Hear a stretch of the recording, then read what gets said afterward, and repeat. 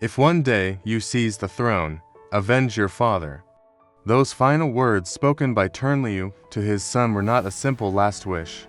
They were the echo of humiliation, of honor trampled upon, of the unbearable wound of being forced to surrender his wife to his own younger brother, Emperor Tran Tai Tong. His son, Tran Quoc Tuan, carried that command like a scar etched deep into his soul. Years later, with the fate of the nation in his hands, he stood at the brink just one step away from fulfilling his father's dying wish, and yet, he chose not to.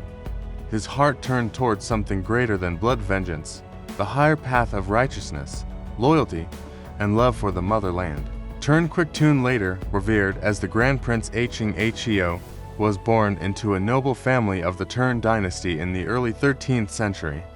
As the son of Tran Liu, he bore within him the legacy of injustice, of a father stripped of honor and family.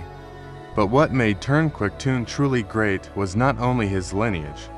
From childhood, he shone with extraordinary intelligence, a love for military strategy, and a burning desire to dedicate himself to his homeland. When the Mongol Empire cast its shadow over Jiviet, he was entrusted with the seal of command, appointed as Quoc Kang Tit Tric Supreme Commander of the Armed Forces, guardian of the nation's destiny. Yet within his heart, an inner battle raged, between his father's command and the sacred call of duty to his people. The 13th century, an era when the Mongol Empire swept across continents like a storm. Their armies crushed nations from Asia to Europe, leaving terror in their wake. And soon, tiny Jiviet fell into their sights. This was not just a war for land, it was a struggle to preserve the very soul and survival of a people. In that moment of peril, Tran Quoc Tuan was entrusted with the marshal's seal, becoming the commander who would stand between Jiviet and annihilation. Each night, as he studied maps of battle, Tran Quoc Tuan could still hear his father's words. If one day you seize the throne, avenge your father. That was no ordinary command, it was a wound carved into his bloodline. Some urged him, you already hold the army in your hands. To seize the throne now would be effortless, but Tran Quoc Tuan remained silent, gazing toward the borders aflame with war. He knew, if the fire of vengeance was unleashed, the nation would be torn apart. And so, he quietly extinguished that flame within himself. Tran Quoc Tuan was not merely a general, he was also a teacher. He wielded not only the sword, but also the pen, authoring the essentials of military arts, Bin Tha Yu Liun Si, to train his people in the art of war. He visited barracks, spoke with soldiers, guided them personally. He knew that victory came not only from weapons, but from unity of spirit. Because of him, from peasants to fishermen, from scholars to warriors, everyone stood as one shield of steel, defending their homeland. One day, Emperor Tran Na Tong asked him a question, soft in tone, yet sharp as 1,000 blades. If your father had commanded you to seize the throne, would you obey? The court fell silent. It was as if the question pierced the very wound he had buried for years. But Tran Quoc Tuan looked straight into the emperor's eyes and declared, I would never betray my country for personal vengeance. If your majesty doubts me, then let my head fall this instant, so that the people may keep their faith. A single answer, like an oath of blood. A man willing to sacrifice even his life to keep the nation whole. From that moment, Tran Hung Heo's path was clear. He rejected every whisper of doubt, every temptation of power.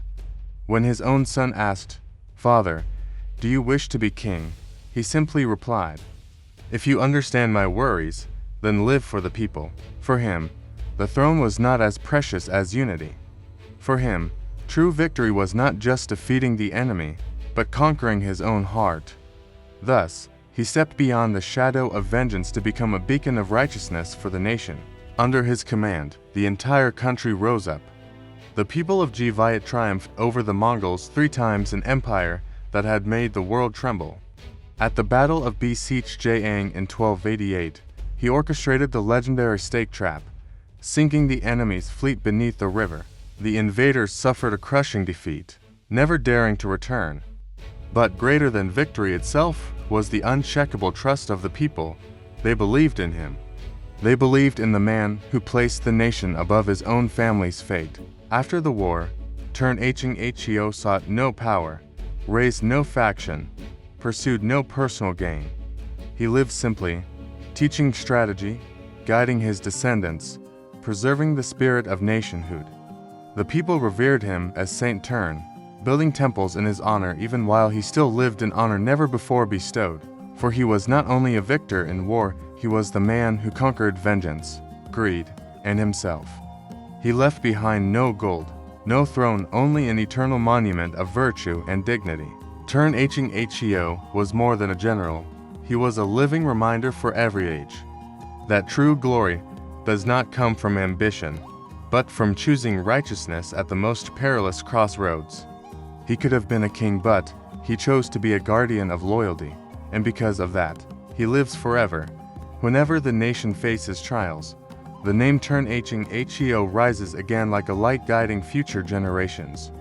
Rise above yourself, choose righteousness, live for your country,